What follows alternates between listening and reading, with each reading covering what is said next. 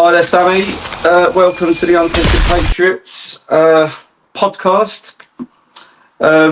Thank you for coming on, mate. I really appreciate it. Thank you for having Yeah, no. Honestly, thank you for coming on and giving your time, mate.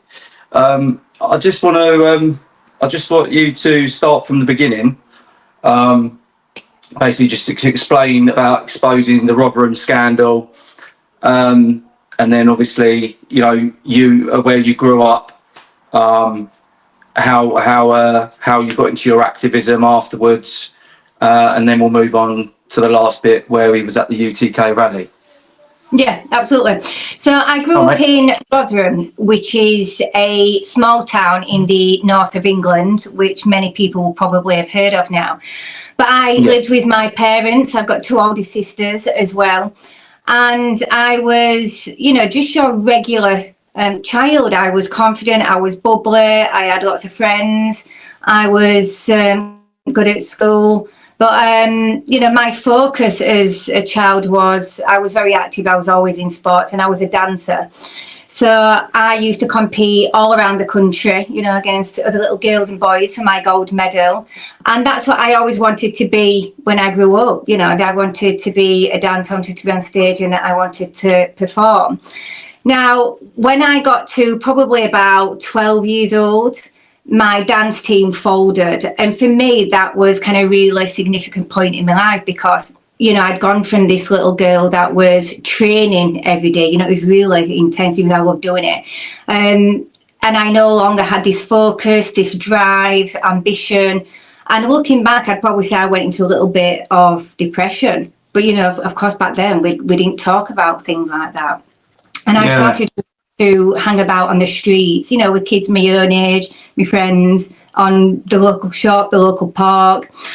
And I was on my local shop just after my 14th birthday, and a silver sports car started to drive up the street, and a guy got out the car.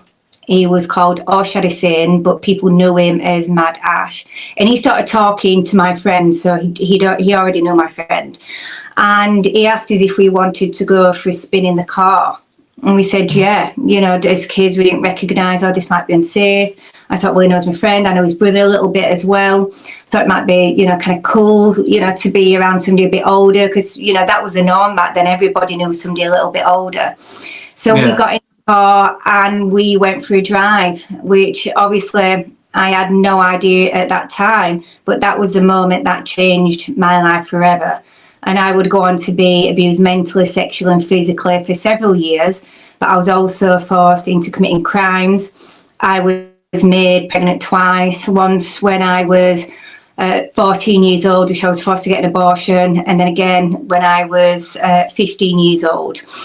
But, back then, we got taught what a paedophile was. We got taught it's some fat old guy in a flat, masturbating, to kids overlooking the school playground, or it was someone that would pull up in a van, offer you some sweets, kidnap you, and you'd never see your mum and dad again. And that's what I got told the same thing. Yeah, and of course things like that, they don't happen to people like me or where we live. That's the kind of thing you see in movies and things. So, this guy, Oshadisane, he didn't fit that description whatsoever. So he was 24 years old. He was a good-looking lad. I mean, I cringe at saying that now when I look back on the pictures, but he was 24, good-looking. He was always in the gym, very well-dressed. A nice sports car. He was funny. He came to me as Prince Charming, which of course that changed quite quickly. But I always say that the grooming process is the most dangerous of crimes for two reasons. One, it's a silent crime and it happens without you even knowing it's happening. But also it can be an enjoyable crime. And I speak to many survivors that say to me, Sammy, I get scared to say that out loud because, people say, can you use victim blaming language? But he first of all came into my world and he found out everything there was to know about me, who I were, my friends, my family. He actually knew my family as well, but what kind of music I liked, what movies. And he paid me lots of compliments. And, I came from a decent family, so I had that kind of attention, but the attention that he gave was very different, and he made me feel very good about myself. He told me I was beautiful, I was funny, I was intelligent. And when sorry, and just quickly, and how old was you again when you met him, and how old was he at the time? So I just turned 14. It was just after my 14th birthday, and he was 24. So there was a 10-year difference between me and him. But of course, when he got all the information from me about my life, he then took me into his world, which of course was very, very different. It was very dark, very violent. And once you're involved in it, it's very difficult to get out of it. But so yeah, that's how it all started. And I was being abused for several years, and I was missing from home for days, weeks, even months at a time. And I was everywhere, hotels, B&Bs. I actually lived with his family at one point. Did your family not intervene or say anything about the situation? Yeah, so in my situation, my parents found out in a couple of days, because, you know, I started off with just being a little bit late coming home. Then I'd go missing for days, weeks, months at a time. So my parents would ring the police. The police came out and said that I was making a lifestyle choice. You know, and they couldn't intervene. You know, back then we was just called these lovesick teenagers, slags, packy shaggers. I was referred to as his mistress because I was, you know, what they called his favourite victim. So we wasn't treated as victims at all. We was treated as somebody, you know, that was a part of his gang rather than somebody that was a victim to it. But as well, you know, this really affected my education. I missed out on, I think, about 9 months of school. And, you know, even when I did go back to school, I was only allowed to do part-time work. I literally just sat in a classroom drawing. Like, that was it, because I was pregnant at this time. But, you know, I did have a family that was trying to raise the alarm. They kept going to the police. My dad would kind of like be out on the streets when picture going to different hotels, and my dad collected a lot of evidence. He took that to the police, such as my diary, that went missing. My dad went to his house. His wife was there, his family. He got into a fight with him. You know, he was even picking me up from school. He was sneaking in through my bedroom window. So, you know, what was happening to me, not just because this was Did your dad not hear him when he was like climbing through your window? He once stayed and he came in, and he was actually naked under my bed. And my dad looked around the room and then walked back out. But the reason, how my dad actually found out is because my next door neighbour saw him sneaking in through the window, and he told my dad. So I ended up getting placed into foster care onto a Section 20. So it meant that my parents still had parental rights. And they kind of thought, you know, kind of putting me out there into care with a lot of professionals around, it would, you know, keep me safer, which, you know, that backfired, because once I was in care, the Rotherham Council turned around and said that he could have full access to me on conditions. One of those conditions was that he was to meet me at the top of the road from the foster carers home. I had to be back by 10 o'clock, and they wanted me to go to school more often. So, you know, as I said earlier, that I was never treated as the victim. I was always treated as his mistress. I'm going to give you a few examples. So he was invited to all of my appointments. So, you know, as I said, I was pregnant. So he was allowed to come on to the hospital with me. He was allowed to come on holiday with a foster carer. He met my social worker. You know, I once got into a fight, and I had to go to anger management. They invited him to come to anger management with me. You know, his solicitor, for example, when I was getting in trouble with a lot because I was going to commit crime as well, you know, his solicitor was also helping him. So for people like me, we weren't just going up against him and his gang. We was going up against police officers, against council workers, against solicitors, against the Home Office. And if you look, you know, at my case, and you know, I could sit here all day and talk about all the ins and outs of what happened. It's just absolutely insane. But the people that was paid to protect was actually the people that was facilitating it. So, for example, on one occasion when I was missing, so he'd actually abducted me, and the man now known as Jahangir Akhtar, he went on to be a Labour councillor and the deputy leader of Rotherham Council, and a police officer called PC Hassan Ali. They actually made a no prosecution deal with him, and this is how I actually exposed Rotherham. But so when he abducted me, they made a deal with him and said, if you hand her back over at the petrol station, we won't prosecute you. So he handed me over, and they allowed him to just drive off. So yeah, it was. Sorry about that. Fucking hell. No, it's all right. So yeah, there was a lot going on, and as a child, I didn't recognise, kind of what was going on was wrong. I kind of, as time went on, I just thought, this is my boyfriend. I love him. He's violent towards me. He cheats on me all the time. I kind of saw it more as a bad relationship rather than I'm a victim of exploitation.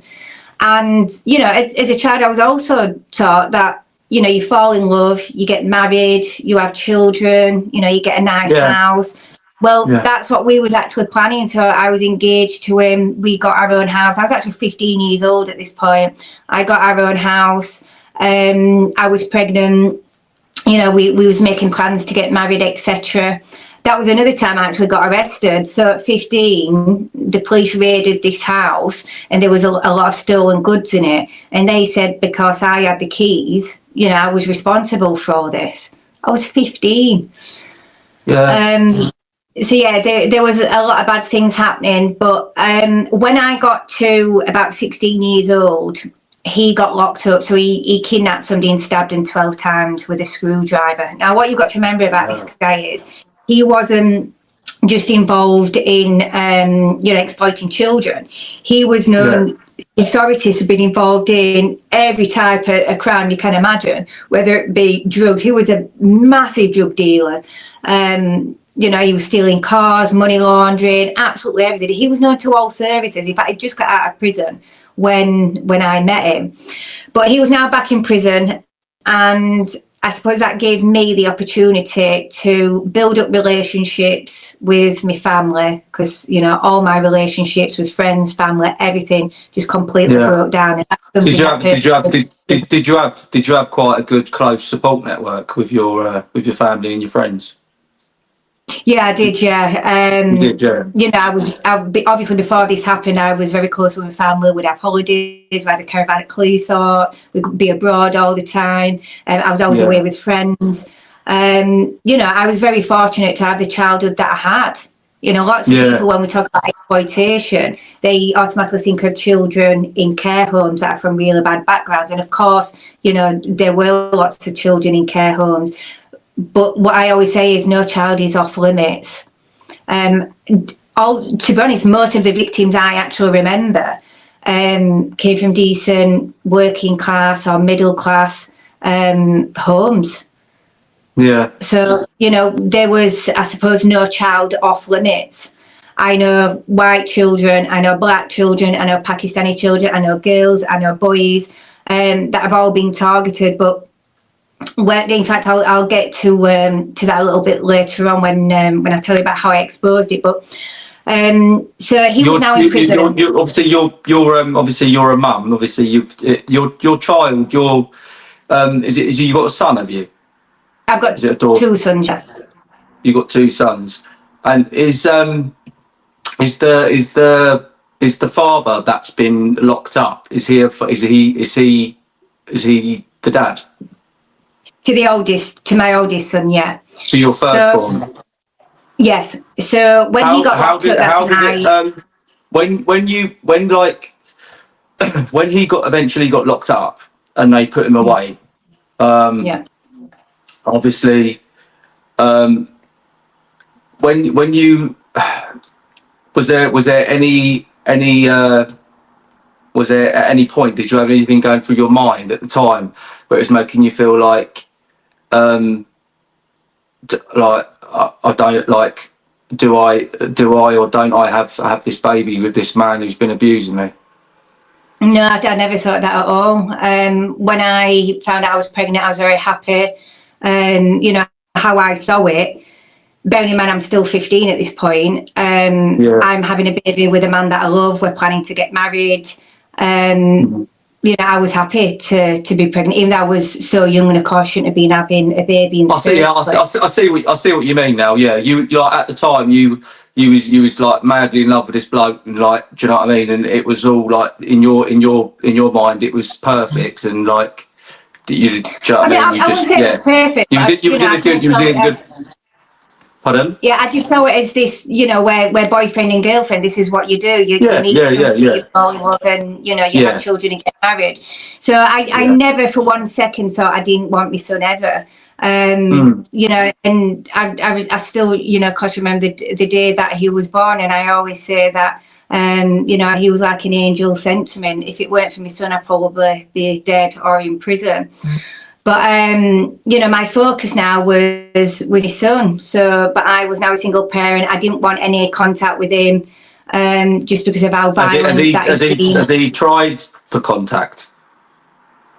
He did have contact with him when he was about 9 years old. And this was before I recognised I was a victim, because I didn't recognise I was a victim until I was about 27 years old. So what happened then was... So it was quite further down the line that you'd only like realised yourself that you was a victim.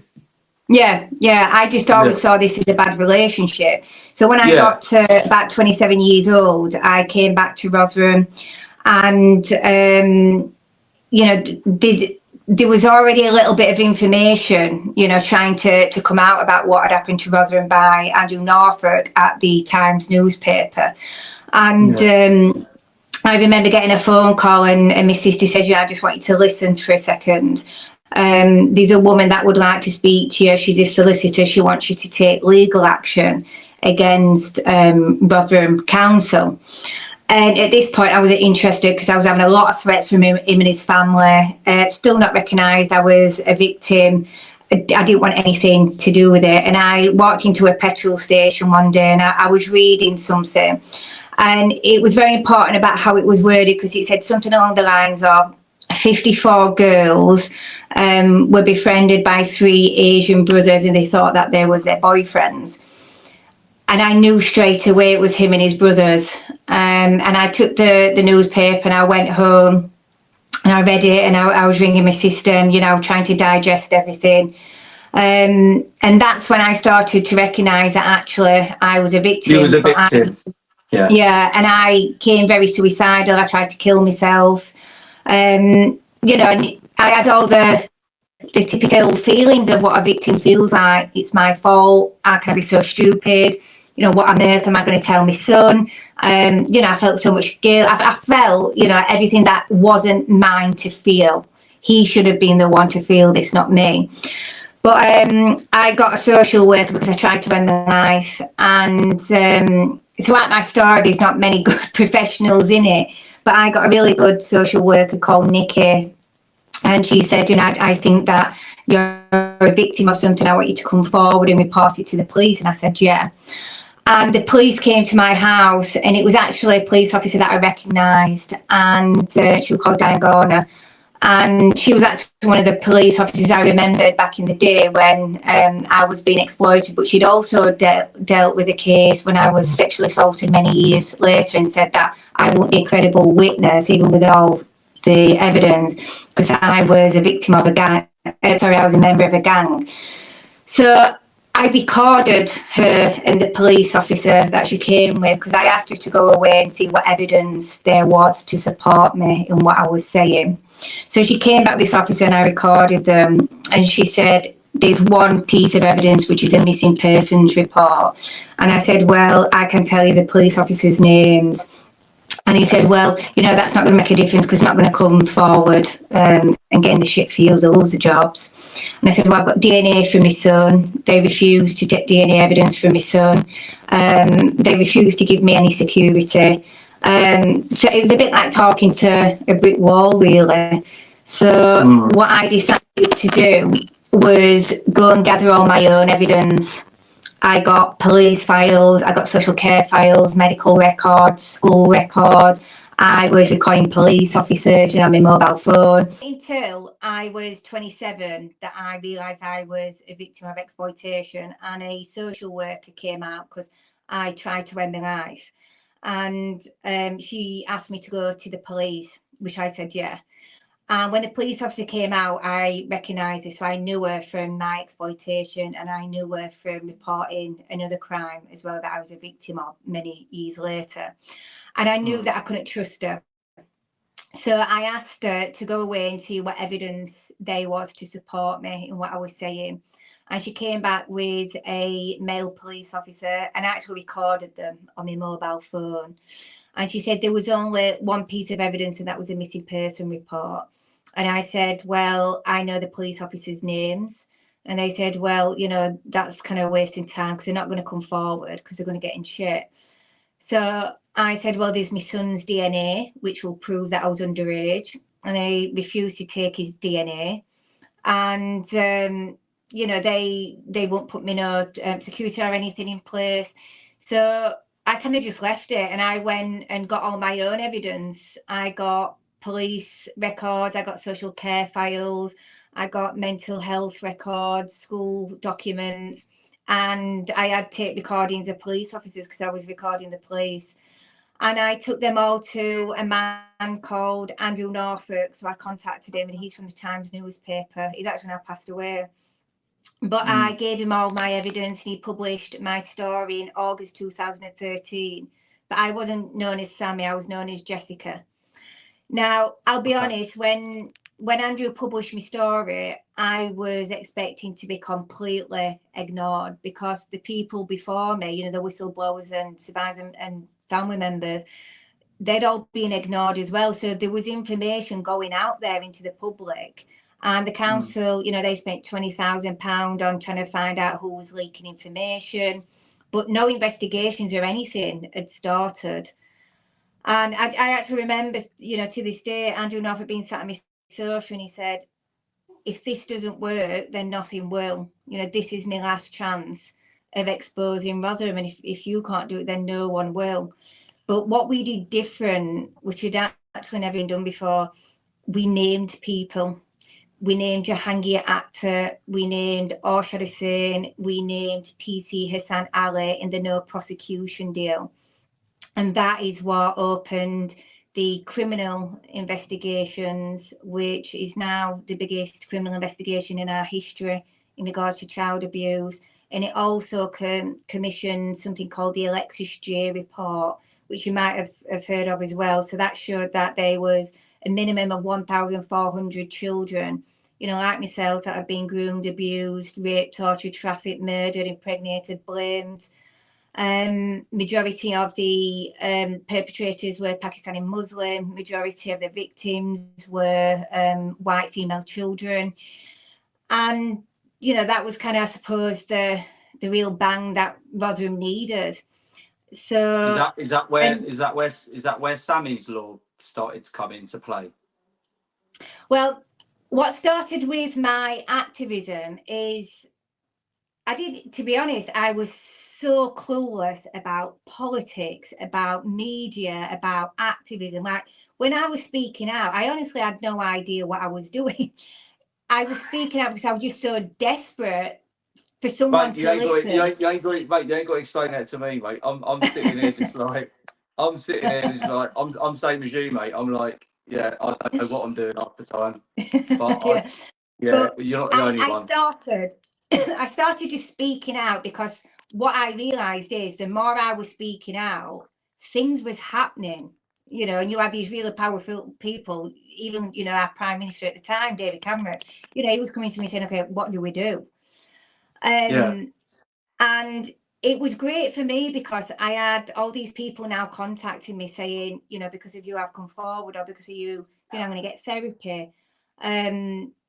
So, I suppose I became an activist by accident. But then what I started to do, as well as speaking out, I started looking at all the different policies and things that was happening. So, we look at the taxi licensing, the takeaways, education, and all that. And I set up a group called the Rotherham Steering Group, and we created a national plan. And we looked at all those different areas of what needed to be improved. So one of the first campaigns, well, I say one of the first, I basically just had my hand in absolutely everything.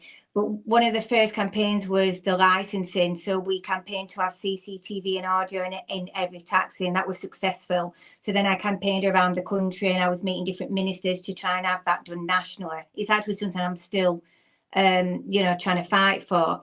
But then we would look at, all the education and stuff. So I also, what I started doing was I started going around all the schools and colleges and universities, and I was talking to children, about my story, and I was trying to educate them about what the signs are, who they can talk to, who they can report it to. And then I started working with all the police forces, educating the police officers about, what they should be doing, and the same with social care and foster companies, basically anybody that was working with vulnerable people. And, what you've got to remember back then, and I know people say me included, things are absolutely useless now, which they are. Back then, 13 years ago, when I was exposing this, there was no conversations. People didn't even know what grooming was. Professionals and police didn't want to speak even out. know. Yeah. No one wanted to speak out. They'd be too scared to speak out and go to the police. We was in very, very different times then. So there has been a lot that's changed. And then as well, I started working with government, and I wasn't political then. I didn't care what political party you was from. I worked with them all because I knew that policy and laws needed to be changed. So I started working for that as well.